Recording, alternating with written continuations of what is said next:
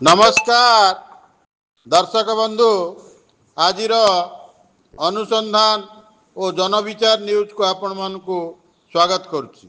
आज सबुठु चर्चित विषय होउची भारतर सबुठारु धनी व्यक्ति भारतर 10 जन लोकों भितर थिबा धनी व्यक्ति गौतम अदानी जहाँ को नहीं चर्चा केतबेले थमे नहीं तांको विरुद्ध रे गिरफ परवाना। गौतम अदानी अमेरिका रे एभली एक ठकामी करचंती से कॉन्ट्रैक्ट हासिल करिया पई $265 रो लांच नैचंती $265,000 लांच नैथिवा अभियोग आछि।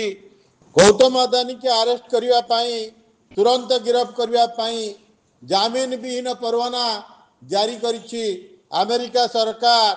जहाँ आमे कहू नाहू या भारतर लोकसभा विरोधी दल नेता श्रीजुक्त राहुल गांधी अभियोग उठेइचंती।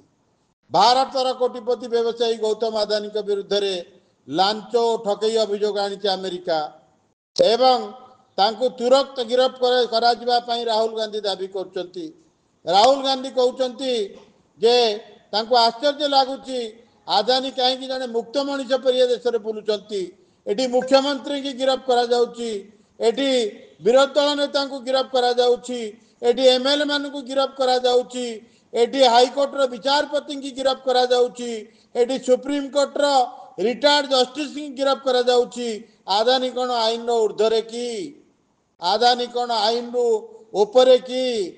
अदानी 2000 कोटी टंकार दुर्नीति करचंती और संभवतः अन्यान्य दुर्नीति मध्य करचंती, किंतु से बिना द्विधारे बिना बाधारे एठी मुक्त भाव विचरण करचंती। कहा पाई एक सांबादिक सम्मेलन में राहुल गांधी कहचंती जे भारतर प्रधानमंत्री श्रीयुक्त नरेंद्र भाई मोदी जी यही स्लोगान देइथिले कि हम एक है तो सेफ है। यार अर्थ अदानी जी एवं मोदी जी भारत रे सुरक्षित अछंती एक कथा आमे कहू ना दर्शक बंधु एक कथा श्रीयुक्त राहुल गांधी कहचंती। भारत रे अदानी तांको केही किछि करि परिबे नाही। 10-15 कोटी टंका अभियोग रे जने मुख्यमंत्री की गिरफ करा जाउची। 5 कोटी टंका अभियोग रे दिल्ली रा मुख्यमंत्री केजरीवाल को गिरफ करा गला। साधारण अभियोग रे झारखंड रा मुख्यमंत्री सोरेन को गिरफ करा गला, किंतु अदानी 2000 कोटी टंका दुर्नीति करचंती। कारण प्रधानमंत्री तांको सुरक्षा देउचंती। प्रधानमंत्री मोदी अदानी की बंचैचंती, से मध्य निजे दुर्नीति रे जड़ित अछंती। एकथा आमे कहूनु दर्शक बंधु, एकथा निजे एक ओपन प्रेस मीट रे सांबादिक सम्मेलन रे श्रीयुक्त राहुल गांधी कहउचंती। से कहउचंती जे अदानी अमेरिका रे अपराध करचंती, अदानी तांको गिरफ करा जिवा दरकार। से ठकई करचंती, से सेठी कोन करचंती ना लांच नबा अभियोग आछि, तांको मध्य करा जिवा दरकार। दीर्घ दिन धरी आपण आम संगे रहउचंती, आम वीडियो को देखी कमेंट करूचंती, जहाँ आम पई अति खुशीर विषय।